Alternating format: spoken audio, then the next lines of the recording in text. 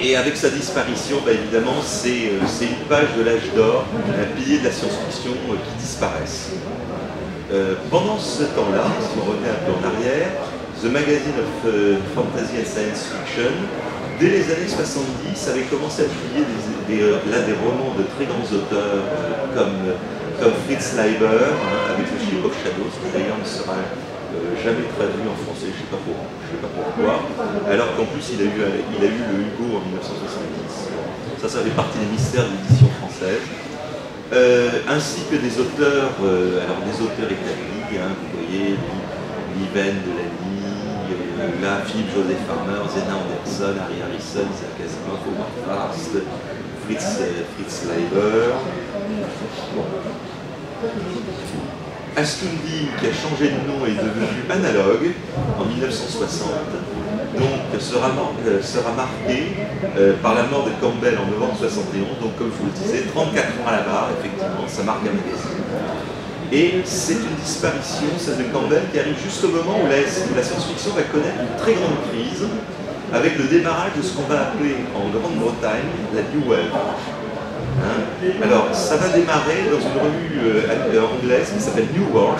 Alors, c'était une revue qui existait depuis 1946, mais sous l'influence de Moorcock, qui était pourtant un grand auteur classique, c'est Elric le Nécromancien, etc., va se développer une volonté de transcender les frontières de la science-fiction traditionnelle. On va vouloir inventer des nouvelles techniques d'écriture et de narration. C'est la volonté de choquer. On est à la fin des années 60 et le monde change et dans le swinging London des années 60, et ben on va faire changer aussi la science-fiction. Alors Moorcock va être rejoint par Harlan Ellison dont je vous parlais. Harlan Ellison, c'est quand même un homme qui déjà aux États-Unis a commencé à faire bouger la science-fiction avec des anthologies qui ont fait beaucoup parler d'elle, Dangerous Visions. Et à partir de là, dans New Worlds, on va publier un roman de Norman Spinrad, Bug Jack Barron et l'éternité en français, qui fera un certain scandale. On va publier Brian Aldiss, qui jusque-là était un auteur lui aussi de science-fiction assez classique. Brian Aldiss va s'engager avec Vanity dans New World, et puis New World ça va publier des auteurs comme Ballard, comme Thomas Disch, comme Philippe Cadic, comme John Sladek. Donc vous voyez, rien que du beau linge. Et c'est là où Dick va commencer à tirer, puisqu'il avait véritablement 5 outils, puisque Dick il avait quand même commencé dans les années 50 avec de la science-fiction hyper classique, style Loterie solaire, les plans de la lune alpha, etc. Ensuite, il avait commencé à virer avec le Maître du Haut Château, sa superbe chronie. Et puis ensuite, il bascule complètement avec tout Anthology Stream of Electric Ship, qui fournira en 1968, qui fournira le scénario de Blade Runner. Alors, quand même, il faut relativiser, la New Wave aura de très gros effets à l'intérieur du fandom et des amateurs de science-fiction, où là il y aura des bagarres épiques, mais par contre, en dehors de la science-fiction, elle aura peu d'influence, disons, de répercussion au niveau de la littérature plus générale. En plus de ça, en tout cas c'est mon avis, c'est que c'est une littérature qui a vieilli assez vite et que personnellement je trouve que beaucoup des textes de l'époque sont très datés aujourd'hui. Alors, un petit mot aussi, c'est pas une réaction véritablement à la fin de la New Wave, mais aux États-Unis vont paraître à la fin des années 70 deux magazines. Alors le premier c'est Omni, excellent magazine qui mélange, alors quelque part dans l'esprit c'est très campbellien puisque ça mélange à la fois des articles de pure science et surtout dans les recherches les plus avancées à l'époque, et en même temps de la science-fiction et toujours avec des illustrations absolument magnifiques. Malheureusement Omni ne durera que quelques années, 7 ou 8 à peu près. Et l'autre qui dure encore aujourd'hui capitalisera sur un nom que vous connaissez, c'est Isaac Asimov. Et donc c'est un magazine qui continue de paraître aujourd'hui encore. Alors là, on est donc à la fin des années 80. Hein, et on rentre dans les années contemporaines et je vois qu'il est midi, donc c'était le temps qu'il était à partir.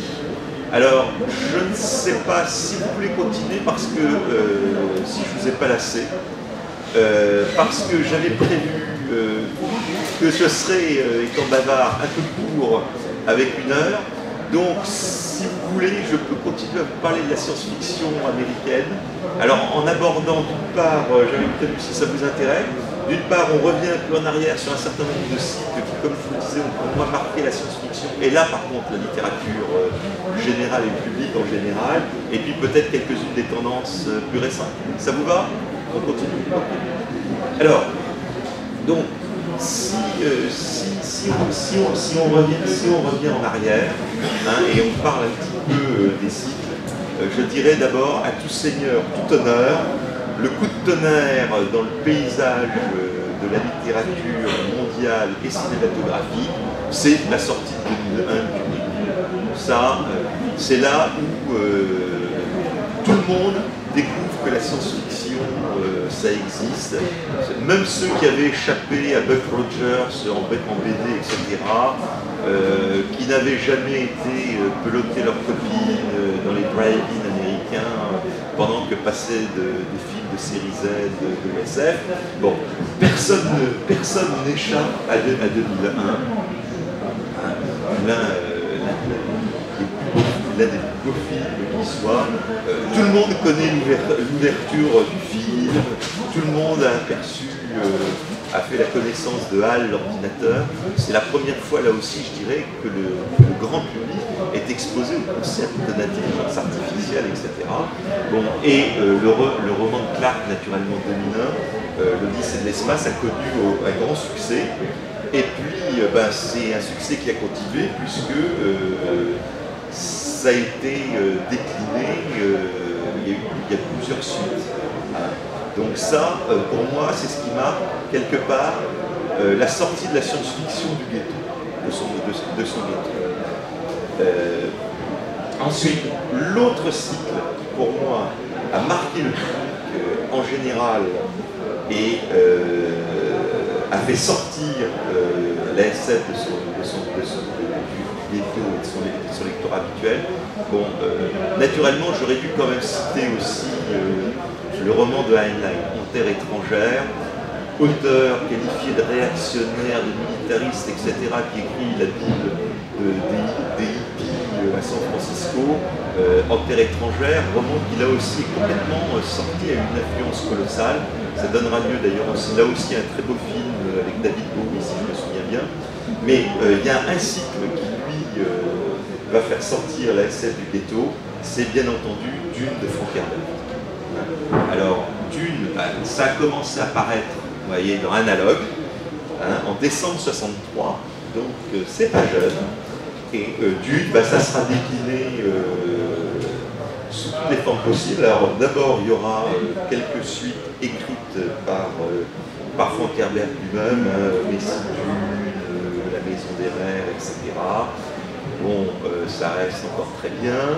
Et puis Frank Herbert disparaîtra, mais pas le filon.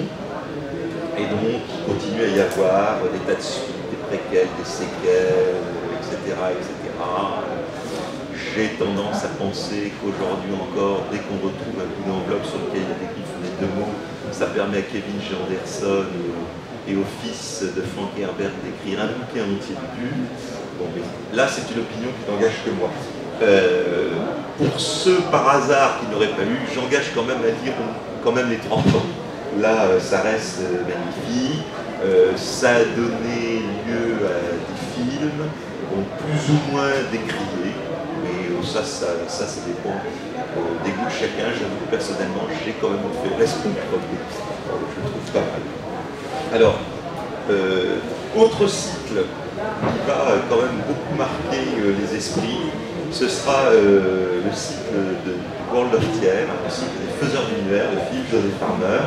Ça va débuter en 65 et traduit en français, là vous voyez la traduction française dans Galaxy 10. C'est un cycle qui va durer quand même 7 volumes. Ça va durer jusqu'en 93. Ça sera l'un des deux grands cycles, l'autre étant évidemment en 65, année faste, ça va être le début du cycle du monde du fleuve, The Day of the Great Shoat. Donc, ça c'est le Galaxy français, vous voyez là, donc traduit 3 ans avant. Donc une série en 5 volumes, avec un volume To Your Scattered Body Go, aura le Hugo en 61. Donc ça, ce sont 4 cycles qui vont se poursuivre